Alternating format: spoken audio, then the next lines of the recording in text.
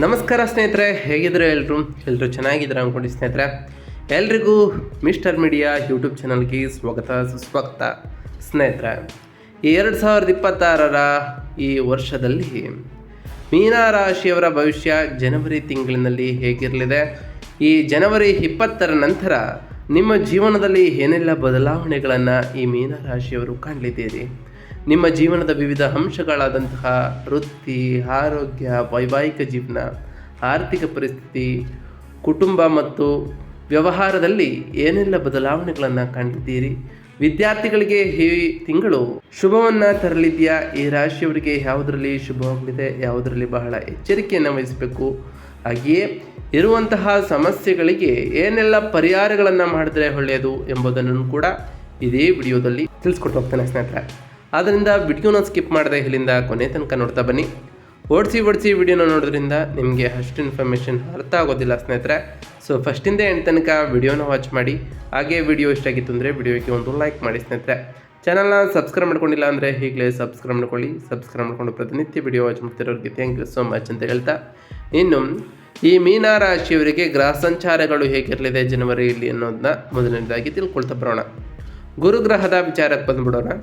ಮಿಥುನ ರಾಶಿಯ 4ನೇ ಮನೆಯಲ್ಲಿ ಈ ತಿಂಗಳು ಪೂರ್ತಿ ಗುರು ಇರಲಿದ್ದಾರೆ. ಬುಧನು ಧನುಷ್ಯ ರಾಶಿಯ 10ನೇ ಮನೆಯಿಂದ ಮಕರ ರಾಶಿಯ 11ನೇ ಮನೆಗೆ ಜನವರಿ 17ರಂದು ರಾಶಿ ಬದಲಾವಣೆಯನ್ನು ಮಾಡಲಿದ್ದಾರೆ.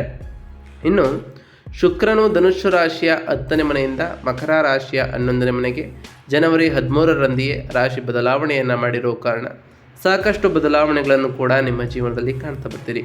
ಇನ್ನು ಮಂಗಳ ಗ್ರಹದ ವಿಚಾರಕ್ಕೆ ಬರೋದಾದರೆ ಧನುಷ್ಯ ರಾಶಿಯ 10ನೇ ಮನೆಯಿಂದ ಮಕರ ರಾಶಿಯ 11ನೇ ಮನೆಗೆ ಜನವರಿ 16ರಂದು ರಾಶಿ ಬದಲಾವಣೆಯನ್ನು ಮಂಗಳನ್ನು ಮಾಡಲಿದ್ರೆ, ಇನ್ನು ಸೂರ್ಯನು ಧನುಷ್ಯ ರಾಶಿಯ 10ನೇ ಮನೆಯಿಂದ ಮಕರ ರಾಶಿಯ 11ನೇ ಮನೆಗೆ ಜನವರಿ 14ರಂದು ರಾಶಿ ಬದಲಾವಣೆಯನ್ನು ಮಾಡಲಿದ್ದಾರೆ. ಶನಿ ಮೀನ ರಾಶಿಯ 10ನೇ ಮನೆಯಲ್ಲಿ ಈ ತಿಂಗಳು ಪೂರ್ತಿ ಇರಲಿದ್ರೆ, ರಾಹು ಕುಂಭರಾಶಿಯ 11ನೇ ಮನೆಯಲ್ಲಿ, ಕೇತು ಸಿಂಹರಾಶಿಯ 6ನೇ ಮನೆಯಲ್ಲಿ ಈ ತಿಂಗಳು ಪೂರ್ತಿ ಇರಲಿದ್ದಾರೆ ಅಂತಲೇ ಹೇಳ್ಬೋದು. ಈ ಮೀನ ರಾಶಿಯವರಿಗೆ ಈ ಜನವರಿ ತಿಂಗಳು ಗಂಭೀರ ಮತ್ತು ಜವಾಬ್ದಾರಿಯುತವಾದಂತಹ ಮನಸ್ಥಿತಿಯನ್ನು ತರಲಿದೆ. ಜೀವನವು ನಿಮ್ಮನ್ನು ಪ್ರಬುದ್ಧರಾಗಲು, ನಿಧಾನಗೊಳಿಸಲು ಮತ್ತು ಸ್ಪಷ್ಟತೆಯೊಂದಿಗೆ ವರ್ತಿಸಲು ಕೇಳ್ತಾ ಬರ್ತದೆ.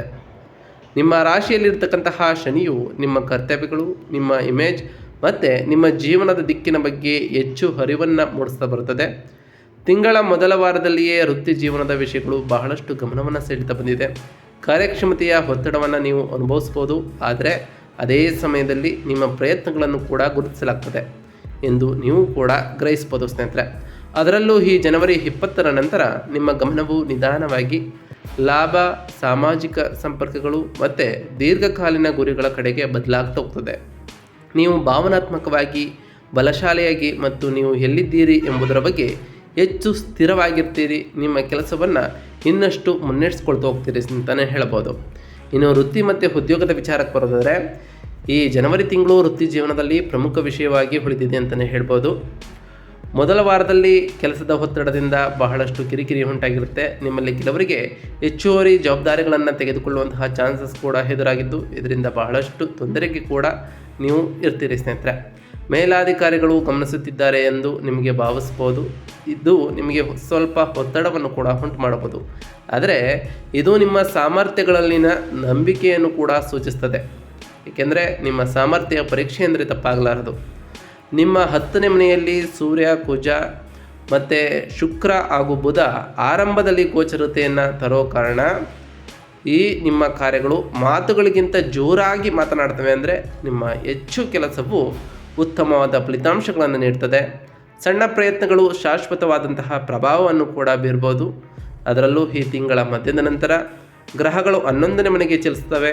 ಸಹೋದ್ಯೋಗಿಗಳಿರ್ಬೋದು, ಸ್ನೇಹಿತರಿರ್ಬೋದು, ವೃತ್ತಿಪರ ನೆಟ್ವರ್ಕ್ಗಳಿಂದ ಹೆಚ್ಚಿನ ಬೆಂಬಲವೂ ಕೂಡ ಈ ರಾಶಿಯವರಿಗೆ ಸಿಗಲಿದೆ.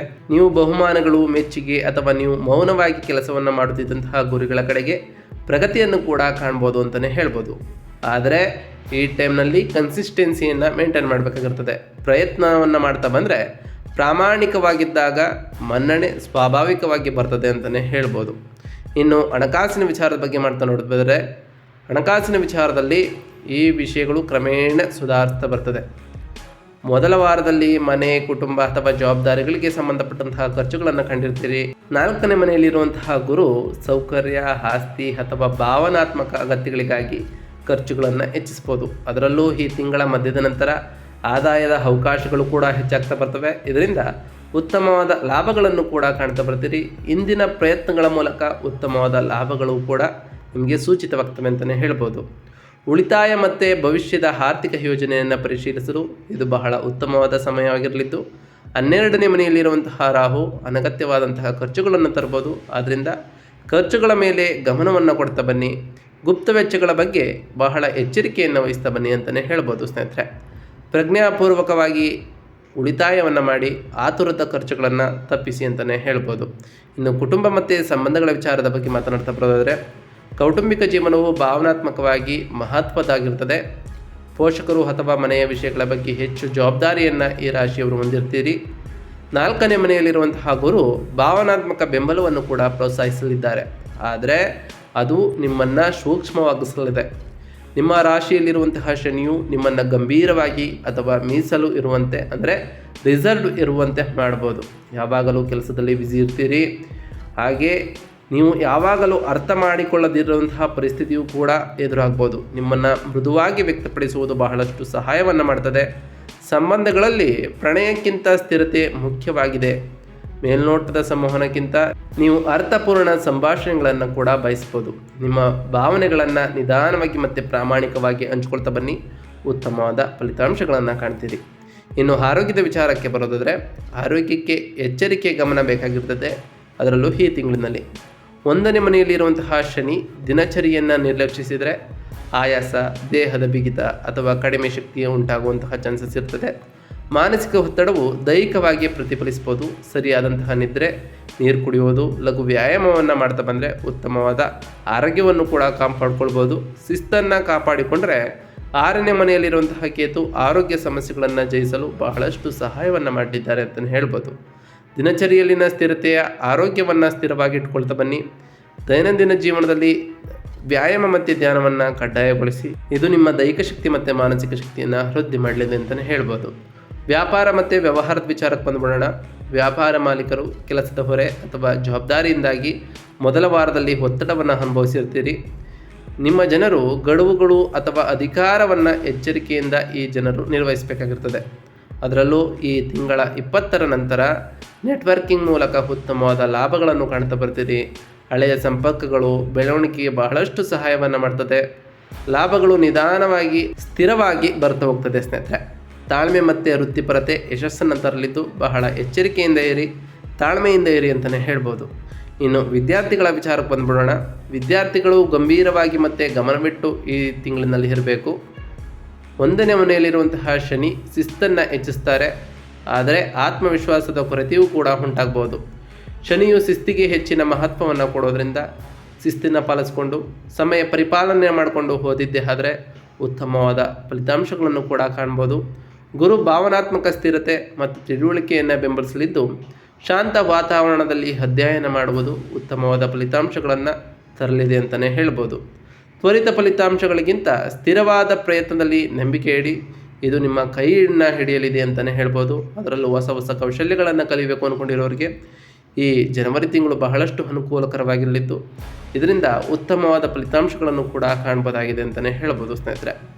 ಇನ್ನು ಈ ರಾಶಿಯವರು ಮಾಡಬೇಕಾಗಿರುವಂತಹ ಸರಳ ಪರಿಹಾರ ಕ್ರಮಗಳೇನು ಅಂತ ನೋಡ್ತಾ ಬರೋದಾದರೆ, ಮೊದಲನೇದಾಗಿ ನಿಮ್ಮ ಮಾರ್ಗದರ್ಶನಕ್ಕಾಗಿ ಪ್ರತಿ ಗುರುವಾರದಂದು ಓಂ ಗುರುಭ್ಯೋ ನಮಃ ಎಂಬ ಮಂತ್ರವನ್ನು ಜಪಿಸಿ.